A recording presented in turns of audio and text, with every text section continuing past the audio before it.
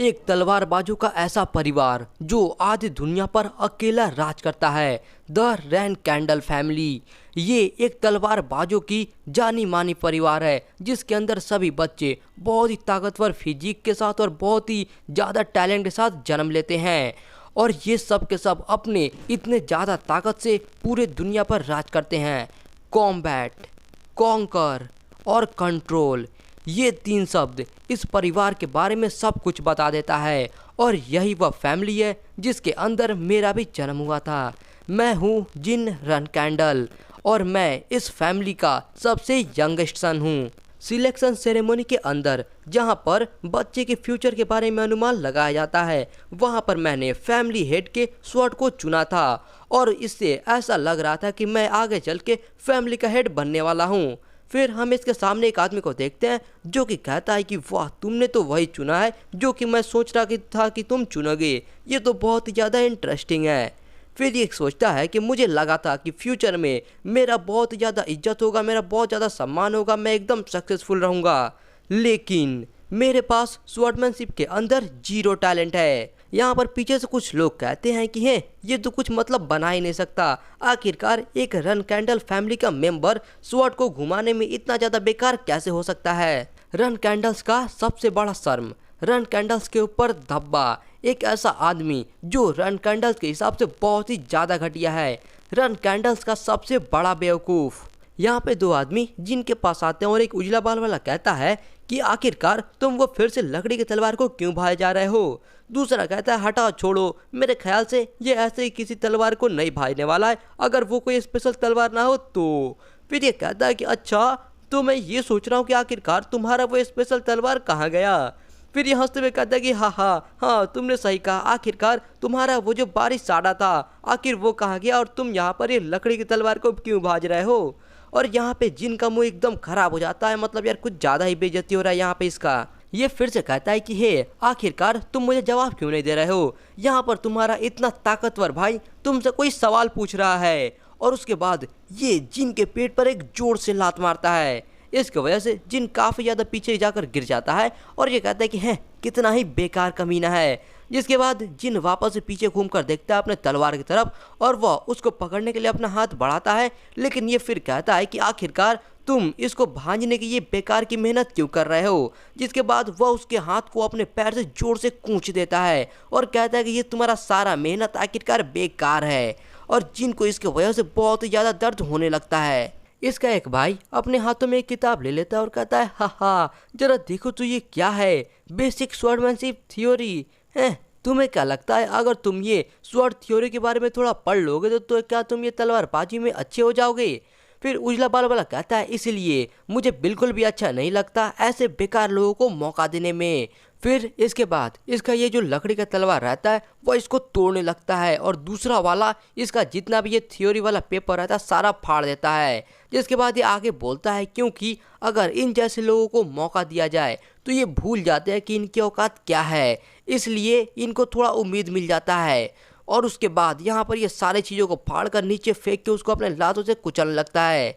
जिसके बाद जिन कहता है कि तुम लोगों को ये इतना सारा चीज़ करने की ज़रूरत नहीं था।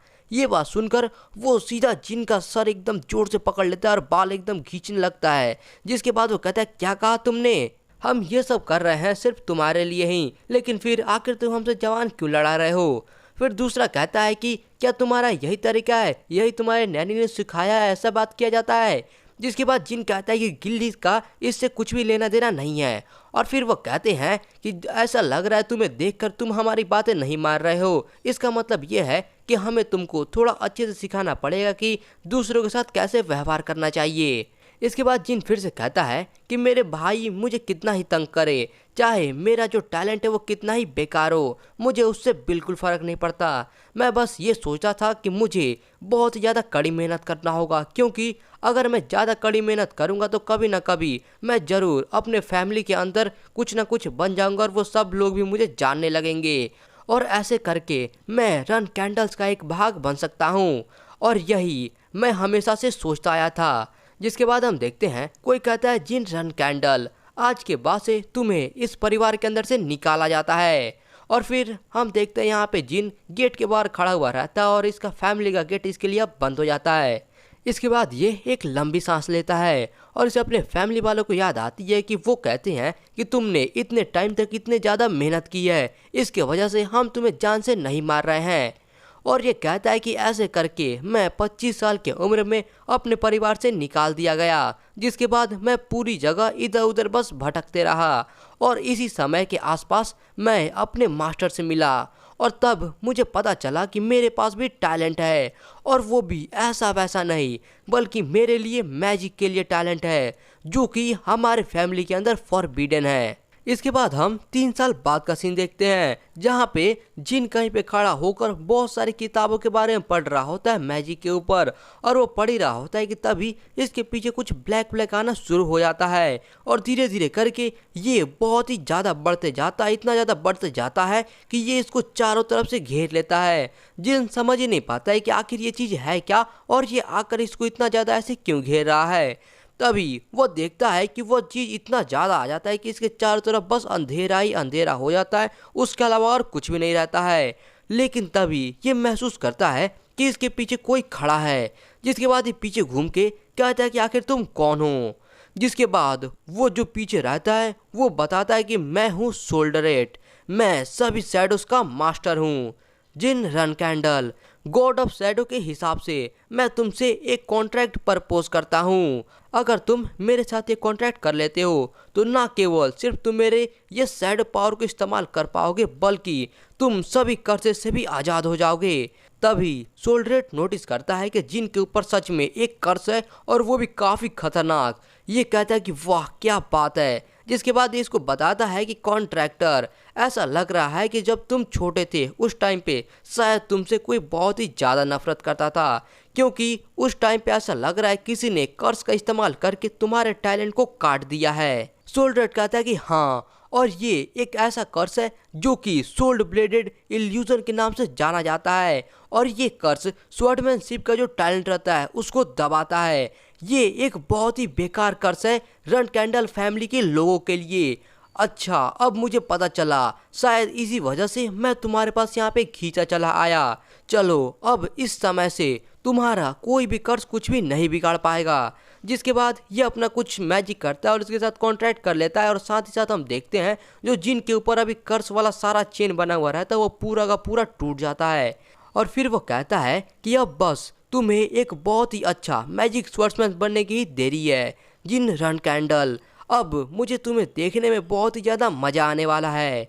जिसके बाद वो यहाँ से चला जाता है और जिन अपनी जगह पे बस चुपचाप खड़ा ही रह जाता है। इसके बाद जिन अपना मुंह खोले कुछ कहने वाला रहता है, फिर वो अपना बात बंद करता है और सीधा एकदम स्पीड में जाकर अपने तलवार को पकड़ता है और लेकर सीधा वो अपने कमरे से बाहर निकल जाता है।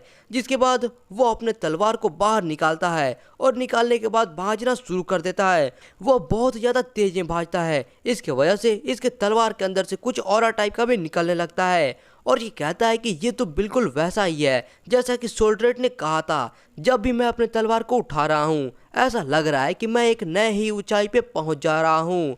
ये तो बहुत ही ज़्यादा हल्का है, ये तो ऐसा लग रहा है कि इसके अंदर बिल्कुल वजन ही नहीं है। मुझे ऐसा महसूस हो रहा है कि मैं अपने हाथ को ही भाज रहा हूँ। जिसके बाद ये अपने तलवार को बहुत ही तेज इधर उधर खूब भाजने लगता है और कहता है कि अगर मैं इसके साथ अपना मैजिक भी इस्तेमाल करने लगूँ तो। जिसके बाद ये अपने दूसरे हाथ से मैजिक इस्तेमाल करके अपने तलवार में मिला देता है। फिर हम देखते हैं इसके तलवार में मैजिक भी मिल जाता है और ये काफ़ी ज़्यादा पावरफुल दिखने लगता है।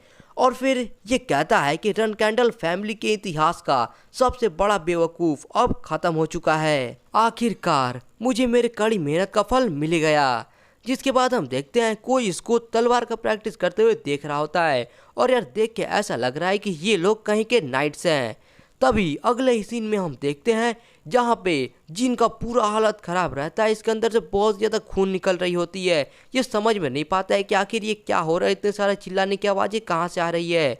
ये कहता है कि मेरा शरीर पता नहीं किसी रीजन से बहुत ज़्यादा भारी महसूस हो रहा है। फिर इसके बाद इसका हालत और भी ज़्यादा ख़राब होता है, बहुत ज़्यादा खून निकलते जाती है, और ये कहता है मास्टर सोल्डरेट, क्या यहाँ पर कोई है? मुझे विश्वास ही नहीं हो रहा है कि मैं सोते सोते यहाँ पे मरने वाला हूँ। क्या ये इसलिए है क्योंकि मैं आखिरकार एक बेकार आदमी हूँ? क्या मुझे एक मौका भी नहीं मिलेगा अपने मैजिक और सोल्डर से मिले हुए ये पावर को इस्तेमाल करने का? अगर ये सब चीज़ ऐसा ही होना था तो आखिरकार मुझे ये एक दूसरा चांस मिला ही क्यों? जिसके बाद ये अपना दम तोड़ देता है। इसके बाद सीन चेंज होता है और जिन का जब आंखें खुलता है तो उसको अपने सामने दो छोटे छोटे हाथ दिखते हैं। वो समझ में नहीं पाता है कि ये इसको क्या दिखे और ये कहाँ पे है, लेकिन तभी वो सामने देखता है कि वहाँ पर तो उसके सारे फैमिली के लोग खड़े हुए हैं। फिर वो समझ में नहीं पाता है कि आखिर ये क्या हो रहा है, क्योंकि इसको याद है कि ये तो पक्का है कि ये कुछ टाइम पहले ही मर गया था। लेकिन तभी हम फिर से एक लड़की को देखते हैं जो कि कहते हैं कि यंग मास्टर जिन खुश हो जाइए। फिर ये इसको देखकर कहता है कि ये तो गिल्ली है, आखिर ये यहाँ पे क्या कर रही है। फिर वो सामने देखता है तो वहाँ पे उसको एक तलवार दिखता है। वो कहता है कि ये तलवार तो ये बारी साडा है। जिसके बाद हम जिन को देखते हैं जो कि अभी के टाइम पे एक छोटा बच्चा के रूप में रहता है। मतलब यार ये अपने पास्ट में वापस आ चुका है। ये सामने देखता है कि ये तो अभी के टाइम पे सिलेक्शन सेरेमनी चल रहा है। जिसके बाद ये धीरे धीरे करके अपने चारों मतलब यार हाथ पे और पैर पे सामने जाने लगता है और कहता है कि ऐसा लग रहा है कि मैं अपने पास्ट में वापस आ चुका हूँ जब मैं 1 साल का बच्चा था। फिर ये अपने हाथ को आगे की तरफ बढ़ाता है और कहता है कि मैंने इस तलवार को अपने पिछले जिंदगी के अंदर गलती से पकड़ लिया था, लेकिन इस बार। और फिर वो जाके उस तलवार को छू देता है। जितने भी लोग यहाँ पे खड़े हुए रहते हैं वो उसकी तारीफ करने लगते हैं। वो कहते हैं कि वाह, यंग मास्टर ने तो फैमिली हेड के तलवार को चुना हुआ है। जिसके बाद ये फिर से कहता है कि इस जिंदगी में मैं अपना फैसला खुद करूंगा। यहाँ पे हम कुछ लोगों को देखते हैं जिनको विश्वास नहीं होता है कि जिन ने फैमिली हेड का स्वॉर्ड चुन लिया है, लेकिन कुछ लोग इसके लिए खुश भी होते हैं। फिर हम यहाँ पे मेन फैमिली हेड को देखते हैं जो कि बोलता है कि यंगेस्ट ने बारी साडा को चुना है। अब यहाँ पे सिलेक्शन सेरेमनी यहीं पे खत्म होता है। जिसके बाद हम जिनको देखते हैं वो अभी भी वही बारी साडा वाला स्वॉर्ड को अभी भी वो पकड़े हुआ रहता है। फिर इसके बाद फैमिली हेड कहता है कि अब इसको स्टॉर्म कैसल के अंदर भेज दो। जिसके बाद सीन चेंज होता है और हम ये स्टॉर्म कैसल को देखते हैं 6 साल बाद का सीन, जहाँ पे सच में बहुत ही ज़्यादा स्टॉर्म रहता है। इसके बाद हम किसी के हाथ को देखते हैं जो कि ऊपर से एक बुक निकालने की कोशिश कर रहा होता है, लेकिन साइज छोटा होने की वजह से नहीं निकाल पाता है। फिर यहाँ पे हम देखते हैं ये और कोई नहीं बल्कि जिन रहता है जो कि कहता है कि मैं वहाँ पे नहीं पहुँच पा रहा हूँ। जिसके बाद उस साइड से जाकर एक चेयर लेकर आता है और मन में सोचता है कि मुझे ये स्टॉर्म कैसल में आए हुए 10 साल हो चुके हैं और फैमिली रूल के हिसाब से मुझे यहाँ पर 10 साल की उम्र तक रहना होगा। इसका मतलब ये है कि मेरे पास अभी 3 साल और बचे हुए हैं। जिसके बाद वो फाइनली ऊपर वाले बुक को निकाल लेता है और निकाल कर फिर वो मन में सोचता है कि मैं यहाँ पर बहुत ही ज़्यादा बोर हो रहा हूँ। तभी उसको बगल से किसी की बहुत ही जोर से चिल्लाने की आवाज़ आती है। वो देखता है, सोचता है कौन चिल्ला रहा होगा, तो वो जाके देखता है यहाँ पर एक मेड रहती है जो कि बहुत ही ज़्यादा डरी हुई रहती है। ये उससे पूछता है कि क्या बात हो गई, तो ये कहती है यंग मास्टर यहाँ पर एक चिड़िया मरी हुई है। उस चिड़िया को देखकर जिन सोचता है कि इस स्टॉर्म कैसल के अंदर बस वही है जो ये काम को कर सकते हैं। और वो इतना ही सोचता है कि पीछे से किन्हीं की आवाज़ आती है। तभी मेड भी पीछे घूम के देखती है कौन है, तो वो लोग देखते हैं यहाँ पे 2 बच्चे रहते हैं, जिसमें से एक कहता है कि वो बेचारी चिड़िया, और ये बहुत ज़्यादा हंस रहे होते हैं। फिर इसमें से एक कहता है कि बहुत ही बुरी बात है कि मेड ने इसको पहले ढूंढ लिया। मतलब यार इनका प्लान था कि जीन आकर अगर उस चिड़िया को देखेगा तो बहुत ज़्यादा डर जाएगा और ये मजा लेंगे। फिर हमें पता चलता है कि ये जो लड़का है इसका नाम है डेटोना रन कैंडल और ये अभी 9 साल का है और ये 13 रन कैंडल्स में से 11th सन है। जिसके बाद हम फिर दूसरे भाई को देखते हैं जो ये कहता है कि हाँ सही कहा, हमने तो यहाँ पर रखा था ताकि ये देखकर बहुत ज़्यादा डर जाता। इसका नाम होता है हेटोना रन कैंडल और ये भी अभी 9 साल का है और ये 30 रन कैंडल्स में से 12th सन है। जिसके बाद वो लोग कहते हैं कि बताओ तुम्हें हमारा ये गिफ्ट कैसा लगा, कहीं इसे देखकर तुम्हारे आंसू तो नहीं आ गए। और बहुत ज़्यादा ये इसकी मजाक उड़ा रहे होते हैं और हंस रहे होते हैं। जिन उनके बातों पे ध्यान नहीं देता और बस वो चुपचाप उस चिड़िया को ही देखते रहता है और मन में सोचता है कि ये दोनों जब फ्लैग बेरर्स बन जाएंगे बड़े होकर तब ये लोग बहुत ही बेकार मर्डरर्स भी बन जाएंगे। ये बच्चे अभी बस 9 साल के ही हुए हैं और इन्होंने एक बेचारी चिड़िया को मार डाला बस मुझे डराने के लिए। और फिर उसके बाद ये दोनों अभी भी काफ़ी ज़्यादा हंस रहे होते, इसका मजाक उड़ाते हुए एक कहता है कि अब तुम सच में यहाँ पे रो मत देना वरना ये बहुत ही बेकार लगेगा। लेकिन जिन अपने ही ख्यालों में खोया हुआ रहता है और इनकी बातों को इग्नोर करता है। फिर उजला बाल वाला बोलता है कि ऐसा लग रहा है कि तुम्हारे नसीब में पेट्रियार्क बनना लिखा हुआ है, इसकी वजह से तुम हमारे बारे में कुछ भी नहीं सोचते हो। फिर दूसरा कहता है कि हाँ हाँ जरा बताओ तो तुम्हारा वो जो बारिशाड़ा था आखिर तुमने उसको कहाँ पे छोड़ दिया। फिर इसके बाद ये एक थोड़ा सा मतलब कुछ बोलने वाला रहता है धीरे से, तभी इसके बाद ये जो उजला बाल वाला रहता है फिर कहता है क्या क्या कहा तुमने, मैंने कुछ सुना नहीं। और वो अभी मस्त मजा ले रहा होता है, तभी उसके बाद वो जाकर जिन के कंधों पे हाथ रखता है और जाता है उसको सीधा मारने के लिए और कहता है कि तुम इतने ज़्यादा चुप हो, मैं तुम्हें कुछ भी सुन नहीं सकता। और फिर वो इससे पहले कि उसको मार पाता तभी जिन उसको एक हाथ से उसका पंच कर रोक लेता है और कहता है मैंने कहा। जिसके बाद हम देख सकते हैं ये जो उजला वाला जो भी यार रंग कैंडल है इसका एकदम मुंह पूरा का पूरा खराब हो जाता है, क्योंकि इसके सामने जिन काफ़ी ज़्यादा इसको धमकाते हुए कहता है कि अपना मुंह बंद करो। और फिर उसके पास वो जो शैडो एनर्जी मिला था इसको वो उसके हाथों से निकलने लगता है। इसके बाद जिन उसके मुंह पर एक जोरदार मुक्का मारता है और भाई सच कर रहा हूँ यार बहुत ही जोर की पड़ी है इसको। इसकी वजह से ये बहुत ज़्यादा गुस्सा हो जाता है और कहता है तुम्हारी हिम्मत कैसे हुई। और वो इतना ही बोलता है कि एक बार फिर से जिन इसको एक और मुक्का मारता है, जिसके बाद फिर मारता है और उसको मारते ही जाता है और कहता है कि मैंने अब तक तुम लोगों को बहुत ही झेल लिया है लेकिन अब मुझसे और सहा नहीं जाता है। जिसके बाद वो एक बार फिर से उसके पेट पर मुक्का मारता है काफ़ी जोर से। फिर इसके बाद ये कहता है कि आज के बाद से जितना हो सके तुम लोग उतना मेरे नज़रों से दूर रहना। फिर हम देखते हैं पीछे से कोई आदमी आता है और कहता है कि यंग मास्टर आखिर यहाँ पे ये सब क्या हो रहा है। जिसके बाद हम देखते हैं जिनके हाथों में जो उसका शैडो एनर्जी रहता है वह उसको अपने हाथों से हटा देता है। और फिर उसके बाद वो आदमी पूछता है कि यंग मास्टर जिन आखिरकार यहाँ पे ये सब हो क्या रहा है। और ये दोनों यहाँ पे ज़मीन पे पड़े हुए रहते हैं। फिर उसके बाद जिन उसको बताता है कि ये दोनों आपस में ही लड़ाई कर रहे थे। ये समझ में नहीं पाता और कहता है क्या, तो ये कहता है कि क्या तुमने मुझे सुना नहीं, मैंने कहा। ये दोनों अचानक से ही अपने आप ही लड़ाई करना शुरू कर दिया और फिर उसके बाद दोनों नीचे गिर गए। ये आदमी सोचता है कि जैसा कि उम्मीद है रन कैंडल से ये बस अभी बच्चे हैं लेकिन फिर भी इतने ज़्यादा भयंकर है। और फिर ये कहता है कि ठीक है मैं समझ गया यंग मास्टर, अब मैं इनको डॉक्टर के पास लेकर जाता हूँ। लेकिन जिन उनको रोक देता है और कहता है नहीं खान, इनको कहीं पे भी लेकर जाने की ज़रूरत नहीं है, तुम मेरे पीछे आओ। जिसके बाद हम देखते हैं ये लोग कहीं बाहर जाते हैं जहाँ पे काफ़ी ज़्यादा बारिश हो रही होती है और वो वहाँ पर जाकर जो मरी हुई चिड़िया रहती थी उसको दफना देता है। फिर दफनाने के बाद हम देखते हैं कि ये इन दोनों को उसी के कब्र के बगल में ही यहाँ पर छोड़ देता है, वो भी बारिश के अंदर ही। जिसके बाद वो खान पूछता है कि यंग मास्टर जिन क्या आप इनको यहीं पे छोड़ने वाले हो, क्योंकि ये तूफान और भी ज़्यादा अब तेज होने वाला है। फिर जिन कहता है कि इनको, और तब इसको याद आता है कि कैसे ये लोग इस चिड़िया को मारकर मस्त मजा ले रहे होते हैं। फिर इसके बाद ये कहता है कि इनको ये बात जानने की ज़रूरत है कि आखिर इसने क्या किया है। और यार भाई ये काफ़ी ज़्यादा गुस्से में लग रहा है। जिसके बाद ये कहता है कि ठीक है जैसा आप कहें यंग मास्टर। और उसके बाद जिन इन लोगों को यहीं पे छोड़ के वहाँ से चला जाता है। पीछे से खान चुपचाप पहले तो इसको थोड़ी देर के लिए देखता ही रह जाता है और मन में सोचता है कि इसका वो फोर्स वो जरूर पक्का है कि कोई और नहीं था, कहीं ये कोई माना तो नहीं है। अगर ऐसी बात है तो ये बस भाइयों के बीच की लड़ाई की बात ही अब नहीं रह गई है। मुझे जल्दी से जल्दी जाकर पेट्रियार्क के पास इन सभी चीज़ों की रिपोर्ट करनी होगी। जिसके बाद ये बगल में एक सर्वेंट को कहता है, तो फिर वो पूछता है सर्वेंट क्या बात है। जिसके बाद ये उसको बोलता है कि जाओ और मेरे लिए एक घोड़ा लेकर आओ। इधर से जिन उसको देख रहा होता है घोड़ा से वो कहीं जाने वाला है। फिर उसके बाद जिन मन में सोचता है कि मुझे पता है ये जरूर फादर के पास जा रहा होगा इन सभी बातों को रिपोर्ट करने के लिए। भले ही जो खान है वो हमारा गार्डियन नाइट है लेकिन फिर भी ये हमारे ऊपर नज़र भी रखे हुए है, क्योंकि इसकी आंखों में ऐसा लग रहा होगा कि इसका ये जो शैडो एनर्जी है ये कोई मैजिक टाइप का ऐसा कुछ है, इसलिए ये बस इसको ऐसे ही नहीं छोड़ सकता।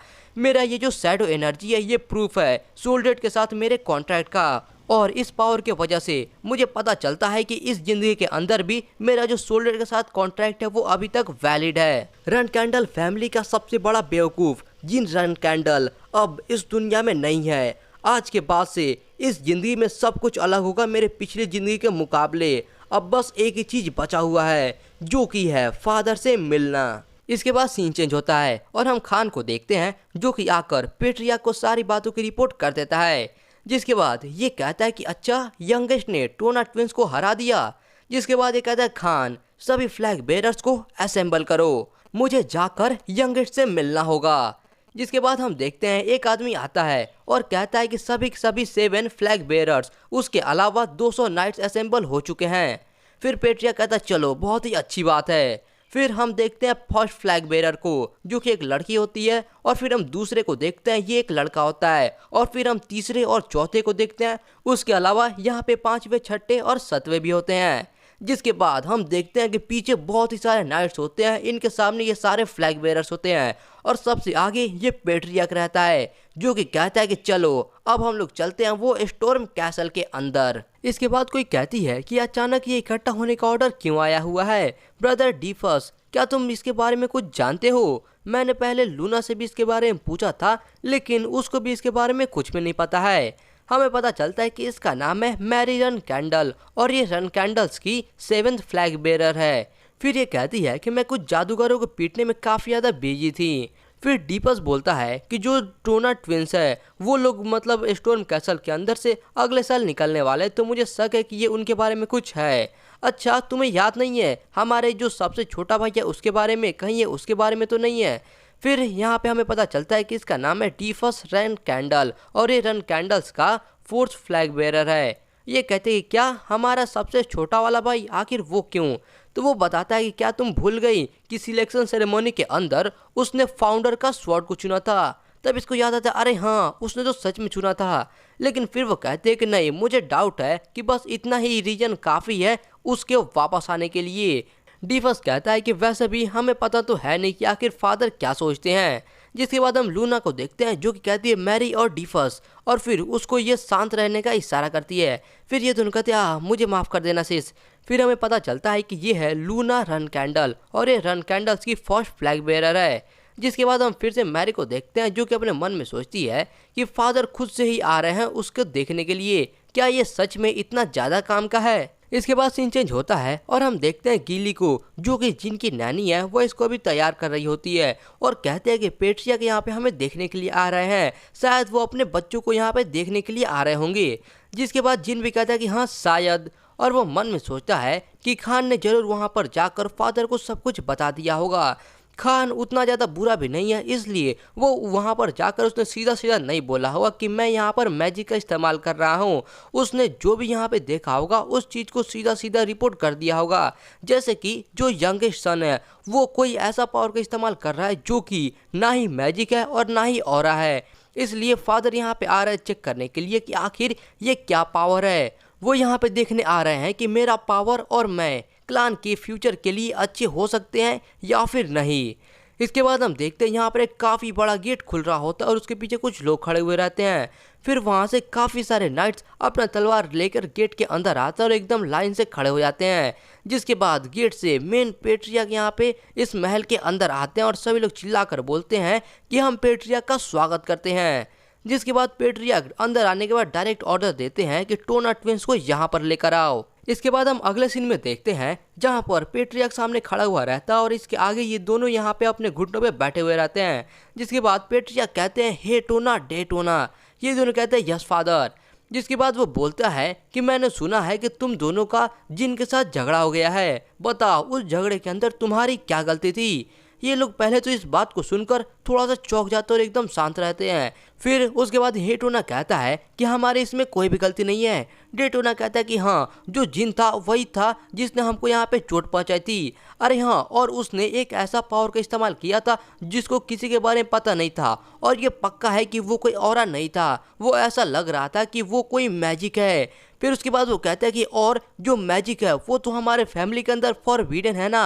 हाँ फादर, आपको जिनको उसको पकड़कर और उससे पूछना चाहिए कि वो मैजिक मतलब कहाँ से इस्तेमाल कर रहा है, उसके बारे में सारा पूछताछ करना चाहिए। मतलब वो लोग इसके बारे में ही इल्जाम लगा रहे होते हैं। ये बात सुनकर मैरी और डीफस इनकी बातों से काफ़ी ज़्यादा डिसअपॉइंट हो जाते हैं। फिर उसके बाद पेट्रिया कहते हैं कि रुक जाओ मेरे बच्चों, अपने दिल में ये बात एकदम बैठा लो। अगर तुम लोग ऐसा करते रहोगे तो तुम ये रन कैंडल फैमिली के अंदर कभी भी सरवाइव नहीं कर पाओगे। ये बात सुनकर ये दोनों थोड़ा सा डर जाते हैं और बस चुपचाप अपना सर ही हिला देते हैं। इसके बाद पेट्रिया कहते हैं कि जाओ अब जिन को बुला कर लाओ। इसके बाद हम देखते हैं हेटोना और डेटोना यहाँ से जा रहे होते हैं और जिन उधर से आ रहा होता है। फिर जिन मन में सोचता है कि मेरे फादर, चिरोन रन कैंडल वो सबसे ज्यादा स्ट्रॉन्गेस्ट और एक कोल्डेस्ट आदमी है जिनको मैं जानता हूँ। इनके पास अभी के टाइम का सबसे ग्रेटेस्ट टाइटल है जो कि है जेनेसिस नाइट का, और ये अभी डेमीगॉड के एकदम पीक पे है। मतलब भाई यार अभी के टाइम पे पूरे दुनिया में सबसे ज़्यादा ताकतवर लोगों में से एक है, या फिर कह लो पूरे दुनिया में सबसे ज़्यादा ताकतवर है।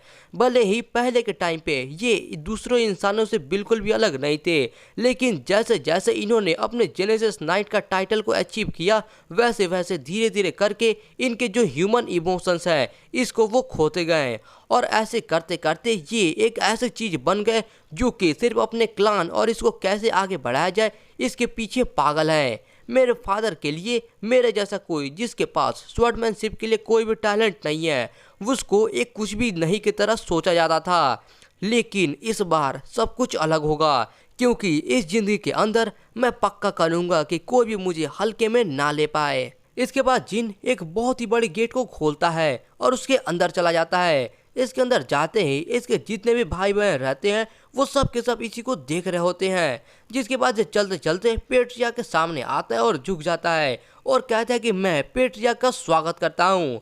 जिसके बाद पेट्रिया इससे पूछते हैं कि तुम मुझे पेट्रिया क्यों कह रहे हो और फादर क्यों नहीं कह रहे हो। जिसके बाद ये बताता है कि मेरे भाई बहन और इतने सारे गार्डियंस नाइट यहाँ पर लगभग 100 से भी ज़्यादा लोग आए हुए हैं, इसकी वजह से मुझे लगा कि आप यहाँ पे कोई ऑफिशियल काम के लिए आए हुए हो, इसलिए मैंने आपको ऐसा कहा।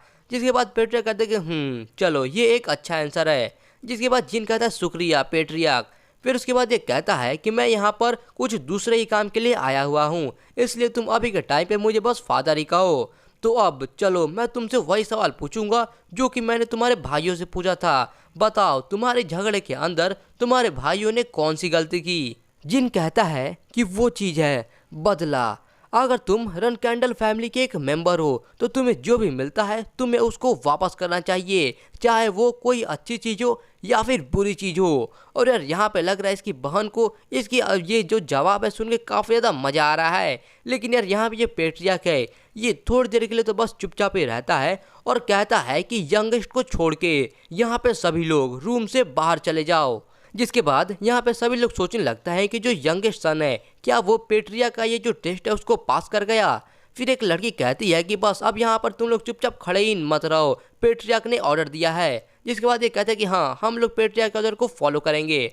और जिसके बाद यहाँ पे ये जितने भी लोग रहते हैं सभी एक एक करके रूम से बाहर निकलते रहते हैं। और फिर इसकी बहन जाते जाते मन में सोचती है कि वाह फादर के साथ अकेले में बात करना, लिटिल गाय कहना पड़ेगा, ये बुरा नहीं है। जिसके बाद सभी लोग बाहर चले जाते हैं और यहाँ पे पेट्रियार्क कहता है कि मैंने यहाँ पर इन सभी लोगों को बाहर भेजा है क्योंकि मैं तुमसे कुछ अकेले में सवाल पूछना चाहता हूँ। टोना ट्विंस ने बताया था कि तुम कुछ स्पेशल पावर का इस्तेमाल कर रहे हो। हम रन कैंडल्स है, इसके वजह से हम लोग मैजिक को बहुत ही ज़्यादा मतलब स्ट्रिक्टली मना करते हैं क्योंकि अगर तुम मैजिक का इस्तेमाल करते हो तो तुम स्वॉर्डमैनशिप के सबसे ज़्यादा ऊंचाई पे नहीं पहुंच पाओगे। बताओ आखिरकार वो कौन सी पावर है जो कि तुम यूज़ कर रहे थे। अगर वो मैजिक होगा तो मैं इसको इतने हल्के में नहीं जाने दूंगा। और ये बातों को सुनकर जिन थोड़ी देर के लिए शांत रहता है और सोच रहा होता है। फिर ये थोड़ा सा हंसते हुए कहता है कि वो है। इसके बाद ये सोचता है कि अगर फादर को इसके बारे में पता चल जाएगा तो वो बस इसको ऐसे ही इग्नोर नहीं करेंगे क्योंकि जो सोल्ड्रेट का पावर है। और फिर ये आगे नहीं सोचता और कहता है कि मैं भी इसके बारे में पक्का नहीं हूँ, मुझे भी पता नहीं चल रहा है कि आखिर ये मैजिक है या फिर क्या है। मैं भी इसको सोच रहा था कि आखिर क्या कहूँ। तो क्या अगर आपको कोई दिक्कत ना हो तो आप मेरी मदद कर सकते हो इसको नाम देने में। जिसके बाद वो अपने हाथ में अपना शैडो पावर निकालने लगता है और इसका जो फादर रहता है इसको देखकर बहुत ही ज़्यादा चौंक जाता है। और फिर उसके बाद यहाँ पर जिन अपना बात को पूरा करता है कि ये है रन कैंडल्स के फाउंडर का पावर। इसके बाद हम पेट्रिया को देखते हैं जो कि इस पावर को देखकर काफ़ी ज़्यादा सीरियस होता है और मन में सोचता है कि ये तो शैडो एनर्जी है और इससे पहले वो बारिश साढ़ा का शैडो एनर्जी। ऐसा लग रहा है कि इस लड़की के किस्मत में ही लिखा हुआ है इस फैमिली के हेड बनने का। फिर इसके बाद जिन इससे पूछता है कि क्या बात हो गई तो वो अपना हाथ थोड़ा सा आगे बढ़ाता है और कहता है कि ठीक है ये जो पावर है ये है सोल्ड्रेट का जो कि है द गॉड ऑफ शैडोज। ये पूछता है कि क्या द गॉड ऑफ शैडोज। फिर इसका फादर बताता है कि हाँ बिल्कुल सही, जो सोल्ड्रेट है उसने जो रन कैंडल फैमिली है उसके फाउंडर के साथ एक कॉन्ट्रैक्ट बनाया था, जो कि लॉर्ड टेमर, और उसके बाद से ही वो हमारे साथ में है। लेकिन जब से लॉर्ड टेमर चल बसे हैं उसके बाद से सोल्ड्रेट हमारे रन कैंडल फैमिली के अंदर दोबारा नहीं आया है। मुझे नहीं पता कि आखिर इसका क्या रीजन है, लेकिन शायद किसी कारण से वो फिर से यहाँ पर हमारे पास आ रहे हैं, वो भी तुम्हारे जरिए। इसके बाद जिन कहता है कि फादर मैं एक चीज के बारे में सोच रहा हूँ। इसका फादर समझ नहीं पाता कि ये क्या कहना चाहता है, तो ये कहता है कि वो आदमी द गॉड ऑफ शैडो यानी कि वो जो सोल्ड्रेट है, क्या वो ज्यादा ताकतवर है या फिर आप ज्यादा ताकतवर हो। ये बात सुनकर पहले तो ये जो पेट्रिया का थोड़ा सोच में पड़ जाता है और कहता है कि मुझे पता नहीं है, क्योंकि मैंने इससे पहले कभी भी एक गॉड के साथ फाइट नहीं किया है। मतलब भाई कॉन्फिडेंस देख रहे हो यार, गॉड के सामने भी ये कुछ नहीं, मतलब भाई क्या पूरा लग रहा है फाइट करके ही मानेगा। इधर से जिन भी सोचता है कि वाह तुमने इससे पहले कभी भी गॉड से फाइट नहीं किया है, हाँ क्या ही तो जवाब है, ये सच में सबसे अच्छा जवाब है जो कि आप दे सकते थे। और यार यहाँ पर इसका फुल कॉन्फिडेंस देखो, मतलब यार ऐसा लग रहा है कि ये गॉड के साथ फाइट करने के लिए भी एकदम मस्त रेडी है। इसके बाद ये कहता है मेरे बेटे, जिसके बाद यहाँ पर जिन कुछ समझ नहीं पाता है कि आखिर ये क्या करना चाहता है, तभी ये जाकर इसके सर के ऊपर अपना हाथ रख देता है और कहता है कि वो एक काफ़ी अच्छा क्वेश्चन था, तुम्हारे ये इतने अच्छे क्वेश्चन की वजह से अब मेरे पास एक सोचने के लिए नया टॉपिक मिल चुका है। मेरे ख्याल से आज यहाँ पर आकर तुमसे मिलना सच में एक बहुत ही अच्छा डिसीजन था। चलो ठीक है, तो फिर मैं तुमसे एक और सवाल पूछता हूँ, बताओ तुम्हारा वो जो पावर है यानी कि ये जो शैडो एनर्जी है, आखिर तुम इसको कैसे इस्तेमाल करना चाहते हो। तो यार यहाँ पे जिन मस्त अपना भाई एकदम खड़ा हो जाता है और अपने छाती पे हाथ रखते हुए कहता है कि मैं इसको इस्तेमाल करूँगा हमारे फैमिली के भलाई के लिए। इसके बाद सबसे पहले तो ये कहता है कि अच्छा हमारी फैमिली के लिए, फिर ये थोड़ा सा मुस्कुराता है और उसके बाद ये जोर जोर से हंसना शुरू कर देता है, कहता है हा हा हा हा हा, क्या ही तो मस्त झूठ बोला तुमने। यहाँ पर जिन समझ में नहीं पाता है कि ये ऐसा क्यों कह रहा है, तब ये फिर बोलता है कि तुमने सबसे पहले तो अपने बड़े भाइयों को पीट डाला, उसके बाद उनको बाहर तूफान के अंदर भी फेंक दिया, और तुम ये कहना चाहते हो कि तुम अपना ये पावर को फैमिली के लिए इस्तेमाल करोगे। ये बात को सुनकर जिन पहले तो चुपचाप यहाँ पे खड़ा हुआ रह जाता है, जिसके बाद वो फिर से कहता है कि मुझे सच सच बताओ। और फिर उसके बाद जिन अपने मन में सोचता है कि मुझे जैसा कि लगा था ये इतनी आसानी से इसको नहीं जाने देगा। और फिर जिन कहता है कि मैं चाहता हूँ इस पावर को इस्तेमाल करना खुद के लिए। और यार ये यहाँ पे काफ़ी ज़्यादा सीरियसली होकर बोलता है। इसका ऐसा चेहरा और ऐसा भाव सुनकर जो पेट्रियक रहता है ये भी इसको तो पहले थोड़ी देर के लिए चुपचाप देखता है और कहता है कि बहुत अच्छे, मुझे तुम्हारा ये जवाब पसंद आया। ये बात को सुनकर जिन भी थोड़ा सा चौंक जाता है। फिर इसके बाद ये जाने लगता है और कहता है कि आज के बाद से मैं तुम्हारे ऊपर काफ़ी ज़्यादा करीब से नज़र रखने वाला हूँ। जिसके बाद वो धीरे धीरे करके वहाँ से चला जाता है और जिन बस वहीं पे चुपचाप ही खड़ा रह जाता है और थोड़ी देर के लिए तो ये शांति से खड़ा रहता है, लेकिन उसके बाद ये एकदम हांफने लगता है और अपने घुटनों पर भाई थोड़ा सा झुक जाता है और कहता है कि चलो अच्छा है, आखिरकार मैं इससे सुरक्षित निकल गया। मतलब यार हम देख सकते हैं कि इसके अंदर कितना ज़्यादा टेंशन था और उसके जाते ही इसका सारा का सारा टेंशन अब यहाँ पे दिख रहा है। फिर इसके बाद जिन कहता है कि मुझे ये तो परमिशन मिल गई शैडो एनर्जी को इस्तेमाल करने के लिए, जो कि काफ़ी अच्छी बात है, लेकिन किसने सोचा था कि अब फादर को मेरे से उम्मीदें भी रहेगी। ये चीज़ मैंने बिल्कुल भी नहीं सोची थी कि ऐसा भी कुछ हो सकता है। जिसके बाद इसको अपनी पिछली ज़िंदगी का याद आता है, जहाँ पर ये मतलब कुछ भी नहीं था, ना इसके पास कुछ टैलेंट था ना ही कुछ था।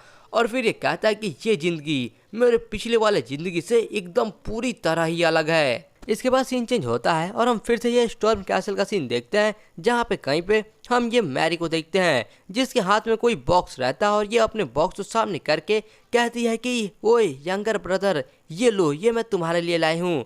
जिसको देखकर यहाँ पे जिन सोचता है कि क्या सिस्टर मैरी, और आखिर ये चीज़ क्या है। जिसके बाद वो उस बॉक्स को यहाँ पे जिन के नैनी को पकड़ा देती है और कहती है कि ये एक स्पेशल गिफ्ट है तुम्हारी बड़ी बहन की तरफ से। लेकिन भाई जिन इसको सोचता ही रह जाता है आखिर क्या करना चाहती है। फिर उसके बाद ये कहती है कि इसको बढ़िया से बॉईल करके अच्छे से एकदम चबा चबा के खाना और जल्दी से ताकतवर बन जाओ, समझ गए ना। जिसके बाद वहाँ से जाने लगती है अपने ये दूसरे वाले भाई के साथ, और तभी इधर से जिन उसको देखकर सोचता है कि सिस्टर मैरी आखिर ये करना क्या चाहती है, और ये बगल में इसी बॉक्स को देख रहा होता है। जिसके बाद ये इस बॉक्स को धीरे से पहले खोलता है और भाई खोलते ही यहाँ पर जिन और इसके नैनी दोनों के दोनों बहुत ही ज़्यादा चौंक जाते हैं। भाई लग रहा है इसके अंदर कुछ तो मतलब यार गड़बड़ या फिर बढ़िया ही चीज़ है। फिर इसके बाद हम देखते हैं इसके अंदर भाई एक हार्ट रहता है। मतलब सच में यार हार्ट कौन देता है प्रेजेंट में। लेकिन यहाँ पे जिन कहता है कि ये तो फीनिक्स का हार्ट है। चलो भाई कम से कम ये कोई इंसान का हार्ट नहीं है।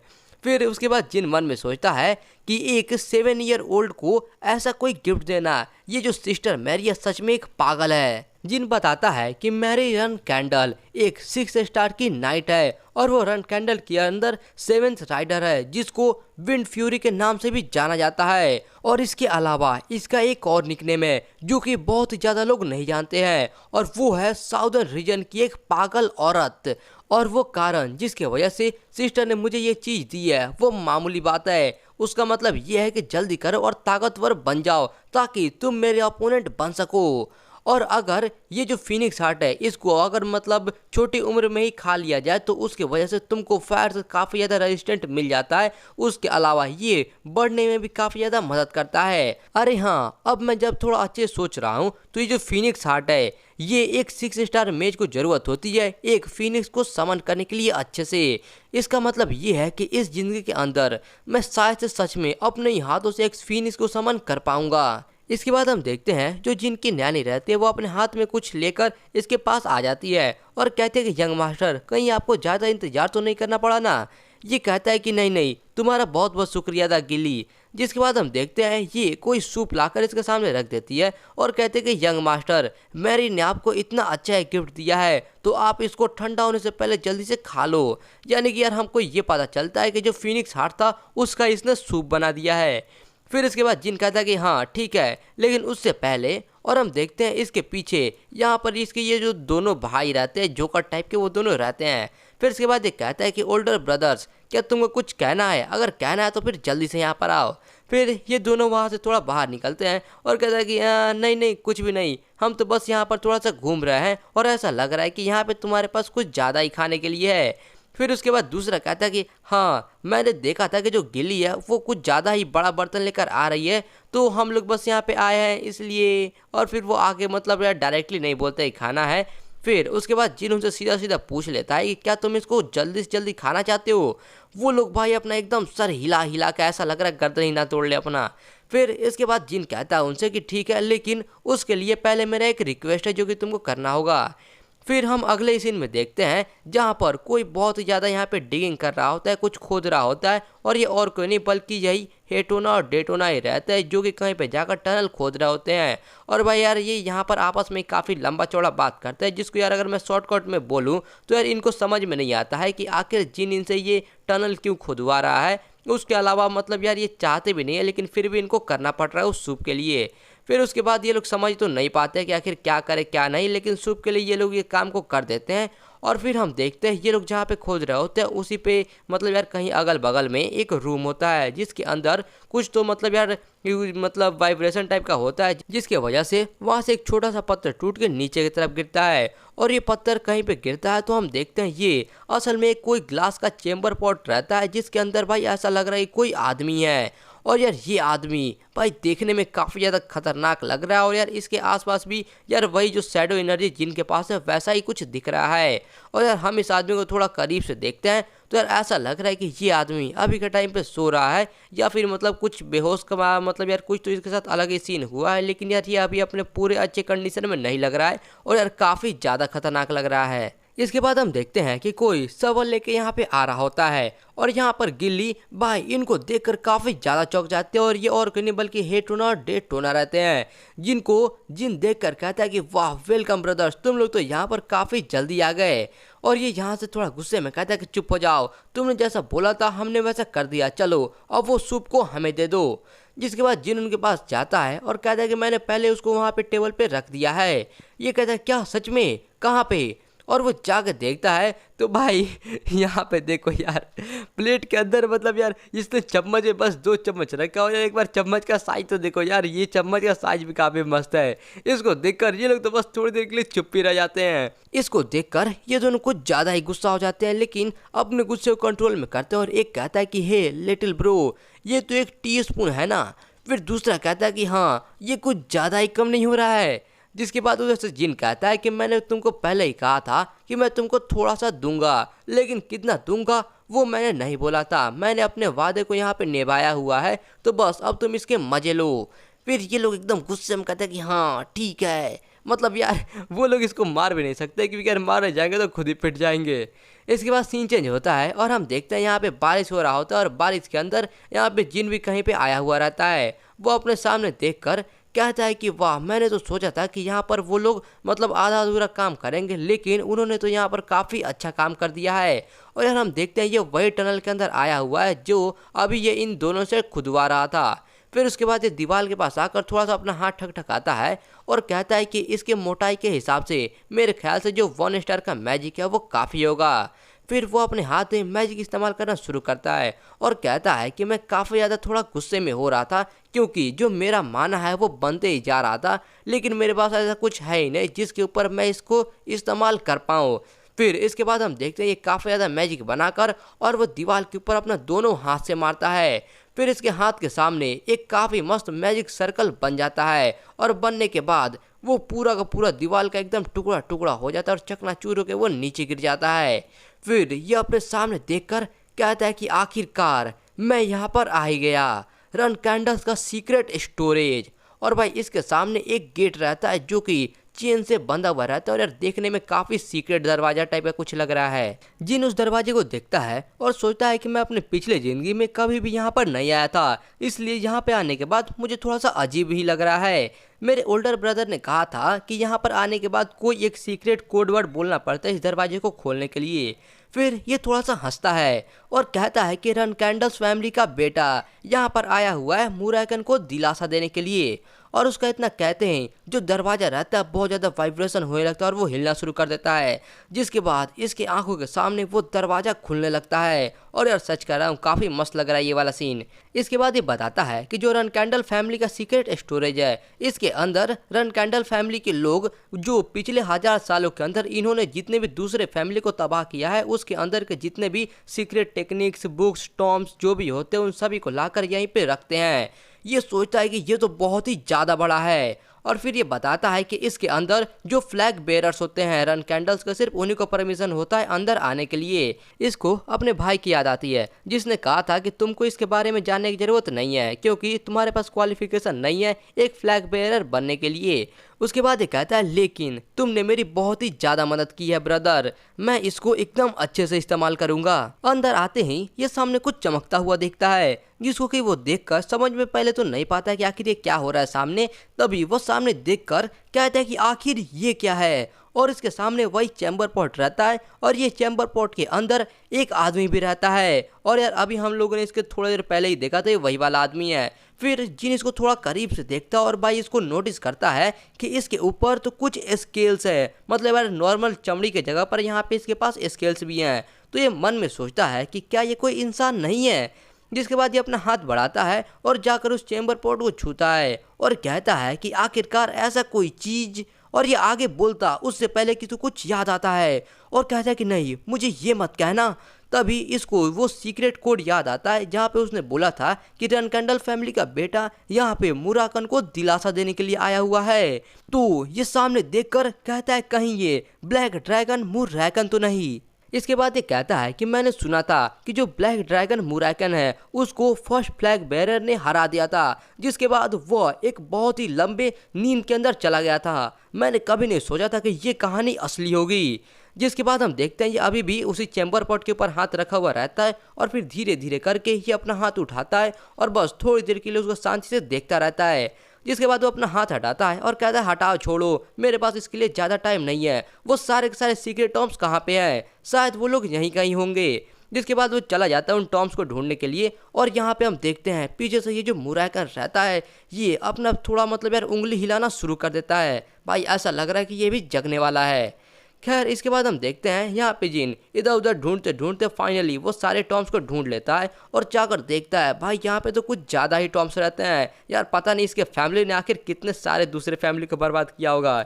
इसके बाद ये कहता है कि यहाँ पे दूसरे फैमिली के सभी तरह के बहुत ही सारे किताब पड़े हुए हैं, चलो देखते हैं इनको।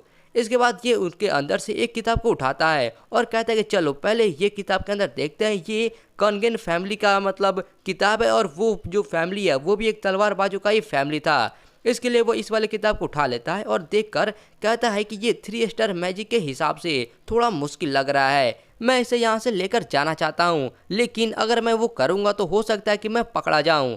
जिसके बाद ये अपने बैग के अंदर से कॉपी और हम देखते हैं पेन रहता है वो निकाल लेता है और निकाल के अपने सामने रख लेता है। जिसके बाद ये कहता है कि मैं इन सभी को यहीं पर बैठ के कॉपी कर लूँगा। और फिर उसके बाद हम देखते हैं यहाँ पर मतलब ये उस एरिया से बाहर निकल जाता है और फिर यहाँ पर आता है बाहर, वो किताब पढ़ता है, मस्त खाना खाता है। फिर ऐसे करते करते कुछ टाइम बीत जाते हैं और फिर हम एक बार और देखते हैं कि ये यहीं पे कहीं पे बैठकर वो सारे के सारे कुछ मतलब कॉपी कर रहा होगा या फिर कुछ लिख रहा होगा। तभी ये बगल में कुछ नोटिस करता है और कहता है कि क्या, कौन है। ये सोचता है कि ऐसा हो ही नहीं सकता कि स्टॉर्म कैसल के अंदर से कोई आदमी अभी के टाइम पे ये सीक्रेट लाइब्रेरी के अंदर आएगा। फिर वो जैसे ही दरवाजे को थोड़ा सा खोलता है, भाई इसके सामने से एक ब्लैक कलर का भाई आदमी कोई आता है और कहता है कि हे तुम कौन हो। यार मैं सच कर रहा हूँ, अगर कोई ऐसा आदमी इतने रात के अंधेरे मतलब यार ऐसे आया तो यार सामने वाला आदमी तो हार्ट अटैक से ही मर जाएगा। लेकिन यार अपना जिन का भाई जो दिल है काफ़ी ज़्यादा मजबूत है और वो उसको देखकर कहता है, मतलब कहता नहीं, सोचता है मुराकन, आखिरकार मुराकन यहाँ पे क्यों? मैंने अपनी पिछली जिंदगी के अंदर कभी नहीं सुना था कि मुराकन जग गया हो। नहीं, रुको रुको, अभी के लिए शांत हो जाओ, क्योंकि जो मुराकन है वो हमारे फैमिली का गार्डियन ड्रैगन है। इसलिए अगर मैं उससे अच्छे से व्यवहार करूं और एक बच्चे की तरह यहाँ पे बर्ताव करूं तो शायद वो मुझे जाने देगा। फिर ये कहता है रन कैंडल फैमिली का बेटा यहाँ पर गार्डियन ड्रैगन को ग्रीट करता है, मतलब स्वागत करता है। यार ये बात सुनकर ये बहुत ही ज़्यादा गुस्सा हो जाता है, इतना ज़्यादा गुस्सा हो जाता है, लेकिन फिर भी यार कैसे भी कंट्रोल करता है, लेकिन यार कंट्रोल से बाहर हो जाता है। अब इसका गुस्सा और चिल्लाता है, क्या कहा? गार्डियन, तुमने मुझे गार्डियन कहा। भाई ये इतना जोर से चिल्लाता है कि यार क्या ही कहा जाए। फिर चिल्लाते हुए कहता है, क्या तुमने अभी अभी मुझे गार्डियन कहा? तुम्हारी हिम्मत कैसे हुई मुझे एक गार्डियन की तरह व्यवहार करने की? धत तेरी की रन कैंडल्स कहीं के, तुमने अपने बच्चों को ये सारी बातें सिखाई है? मैं तो इसके ऊपर अपना गुस्सा भी नहीं निकाल सकता क्योंकि ये अभी इतना छोटा है, इसकी वजह से मैं पागल हुए जा रहा हूँ।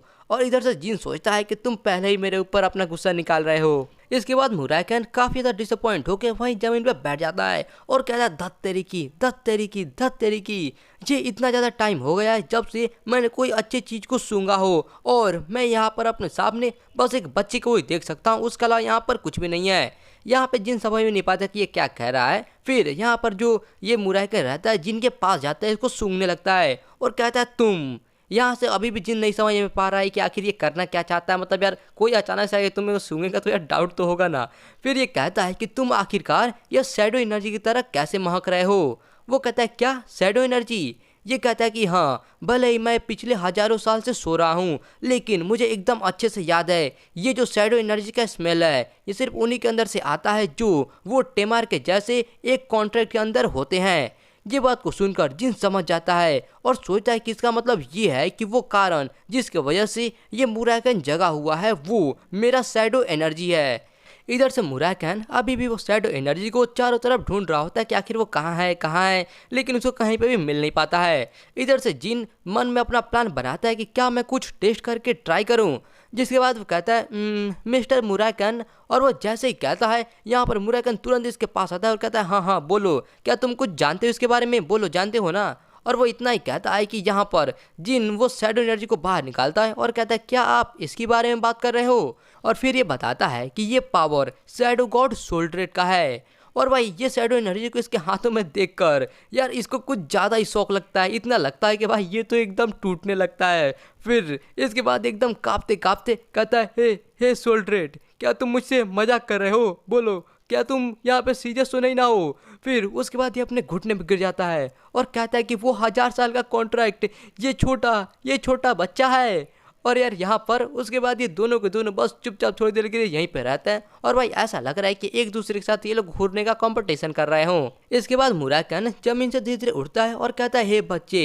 इधर जिन कहता है, यस मिस्टर मुराकन। तो वो बताता है कि तुम्हें पता है मैंने सोल्डर के साथ एक प्रॉमिस किया था और उस प्रॉमिस के हिसाब से मुझे किसी आदमी के साथ कोऑपरेट करना होगा इस प्रॉमिस को पूरा करने के लिए, और ऐसा लग रहा है कि वो पर्सन तुम हो। इधर से जिन सोचता है कि क्या इसने एक सोल्डर के साथ प्रॉमिस किया था। फिर ये कहता है कि मैं इसके सारे डिटेल्स के बारे में तुम्हें बाद में बता दूंगा, लेकिन अभी के टाइम पर मैं अभी अभी जगा हुआ हूँ, इसके वजह से मैं अच्छे से नहीं सोच पा रहा हूँ। और वैसे भी अभी तुम काफ़ी ज़्यादा छोटे हो, तो मुझे डाउट है कि तुम इस सभी चीज़ों को अच्छे से समझ ही पाओगे। लेकिन कम से कम जो सोल्डेट का कॉन्ट्रैक्टर है, मुझे उसके सामने खुद को अच्छे से इंट्रोड्यूस कर देना चाहिए। इसके बाद हम देखते हैं इसके बाजू में काफ़ी ज़्यादा शैडो एनर्जी निकलने लगती है और वो बताता है कि मैं हूँ मुरैकन, सोल्ड्रेट का रिप्रेजेंटेटिव। फिर बहुत ही ज़्यादा शैडो एनर्जी आकर इसको चारों तरफ से घेरने लगती है और फिर ये कहता है कि और उसका दोस्त, उसके अलावा शैडो से बने हुए पहले चीज का सबसे लास्ट डिसेंडेंट। और फिर हम देखते हैं दो चमकती हुई आंखें को, जो कि काफ़ी ज़्यादा खतरनाक लग रही है। फिर उसके बाद हम कुछ पंख को देखते हैं और वो फिर से कहता है कि 1000 साल के कॉन्ट्रैक्ट के हिसाब से आज के बाद से मैं तुम्हारे साथ रहूँगा। और भाई अभी के टाइम पे ये पूरा का पूरा एक ब्लैक ड्रैगन के अंदर बदल जाता है, जो कि यार सच कर रहा हूँ काफ़ी ज़्यादा मस्त लग रहा है। फिर यहाँ पर जिन उसको देखकर कहता है कि क्या ये मेरे साथ रहेगा। और भाई इसके सामने ये जो ड्रैगन है भाई काफ़ी ज़्यादा सच में बड़ा लग रहा है, और भाई जिन तो भाई पहले ही बच्चा है, लेकिन यार ये और ज़्यादा छोटा लग रहा है इसके सामने। फिर उसके बाद यहाँ पे मुराकन कहता है कि तुम अपना नाम बताओ, सोल्ड्रेट के कॉन्ट्रैक्टर। इसके बाद जिन थोड़ा सा स्माइल देता है और बोलता है कि मैं हूँ जिन रन कैंडल फैमिली का 13वां बच्चा, यानी कि सबसे छोटा वाला बच्चा। फिर इसके बाद ये दोनों के दोनों फिस्ट बम्प करते हैं, सॉरी फिस्ट बम्प नहीं, एक का फिस्ट और दूसरे का नाखून बम्प। इसके बाद जिन ये ब्लैक ड्रैगन मुराकन के बारे में बताता है कि मुराकन माउंटेन्स एक ऐसा जगह है जहाँ पे हमेशा तूफानी हवाएं चलती रहती है, और उसका वो नाम यही ड्रैगन की वजह से ही पड़ा हुआ है, क्योंकि ये ड्रैगन बहुत ही टाइम पहले उस जगह पे राज किया करता था। लेकिन हजारों साल पहले मुराकन और टेमार के बीच में एक फाइट हुआ, जिसके अंदर वो मुराकन हार गया। और फिर ऐसा लिखा गया है कि स्टॉर्म कैसल के तबाह होने के बाद मुराकन एक बहुत ही गहरे नींद में चला गया। लेकिन यह सच नहीं है, क्योंकि असली सच तो यह है कि जो मुराकन है वो फाउंडर का गार्डियन ड्रैगन है। फिर ये बताता है कि अगर कोई भी गॉड के साथ कॉन्ट्रैक्ट बनाता है तो वो साथ साथ में एक गार्डियन ड्रैगन के साथ भी कॉन्ट्रैक्ट बनाता है। लेकिन जो सोल्ड्रेट का गार्डियन ड्रैगन है उसके बारे में किसी को कुछ भी नहीं पता है, और इसकी वजह से डाउट भी हो रहा था कि ऐसा कुछ मतलब होगा या फिर नहीं होगा। लेकिन मेरे ख्याल से अब ये चीज़ समझ में आती है, क्योंकि जो मुराकन है वह एक बहुत ही गहरे नींद के अंदर चला गया था। इसके बाद हम जिन को देखते हैं जो कि दरवाजे से अंदर आते हुए सोच रहा होता है कि अब क्योंकि मुराकन जग चुका है, इसका मतलब ये है कि क्या मुझे भी अपना खुद का एक गार्डियन ड्रैगन मिलने वाला है। फिर ये कहता मुराकन मैं यहाँ पे आ गया।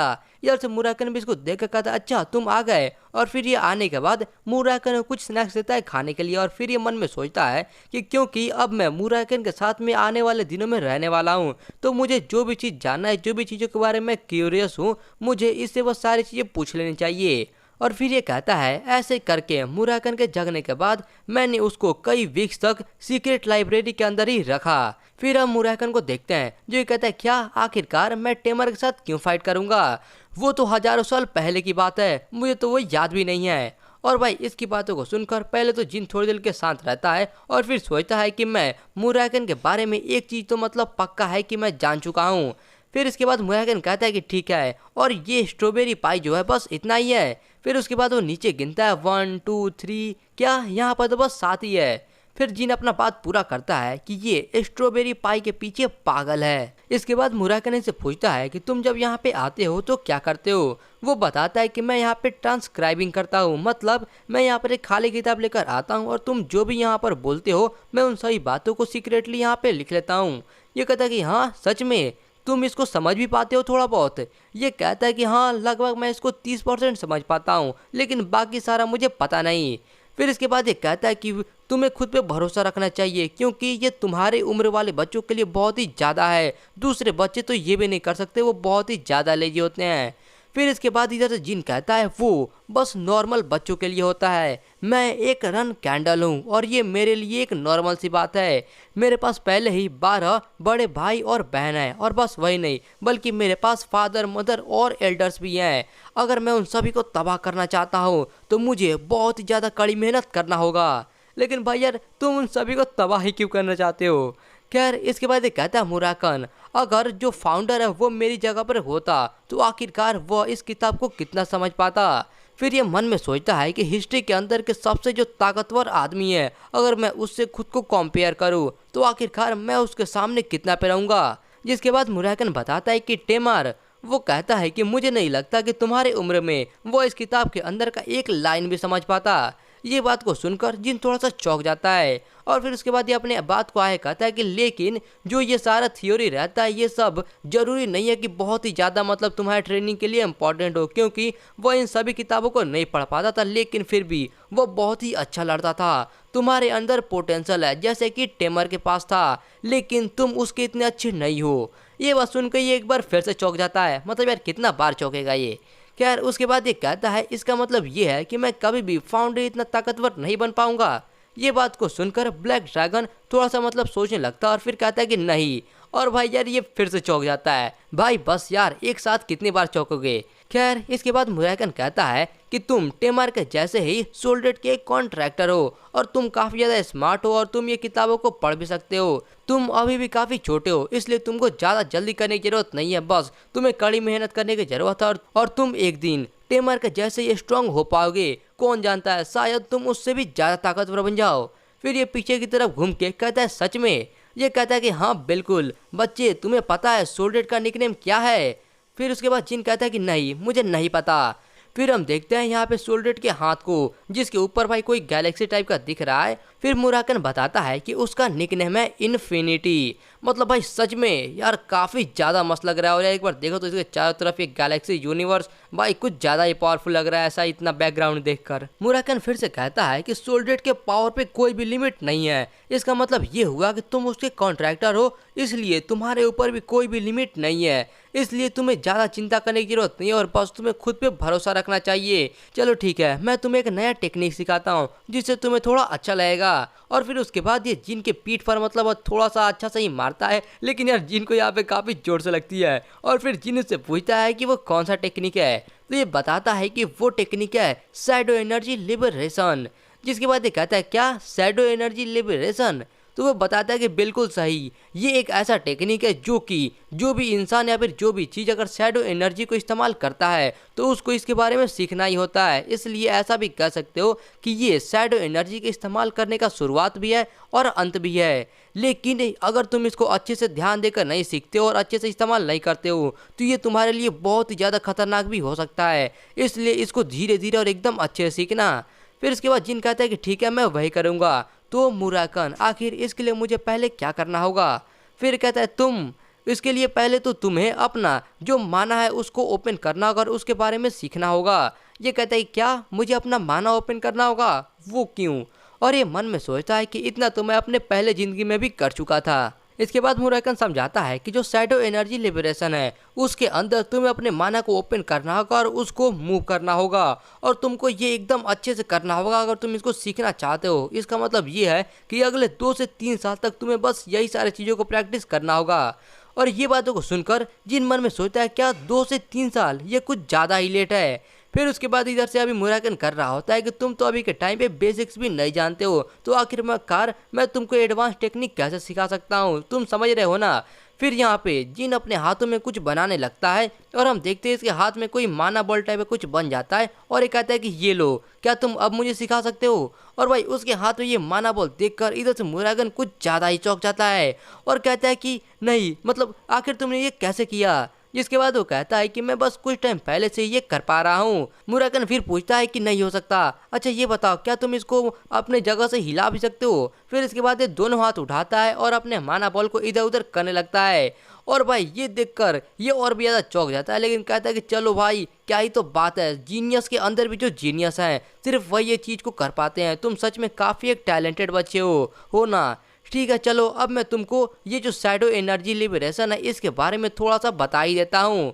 जिसके बाद ये कहता है कि ये काम कर गया और फिर कहता है कि ठीक है। इसके बाद मुराकन समझाता है कि शैडो एनर्जी सभी शैडोज के अंदर से आता है। इस दुनिया के अंदर जितने भी शैडोज है सारे के सारे सोल्डेट के अंदर से ही जन्म लिए हुए हैं। और भाई हम देखते हैं कि यहाँ पे बहुत सारे शैडोज अलग अलग जगहों से एक मतलब यार वहाँ से निकलने लगते हैं और एक दूसरे तरफ ही आने लगती हैं।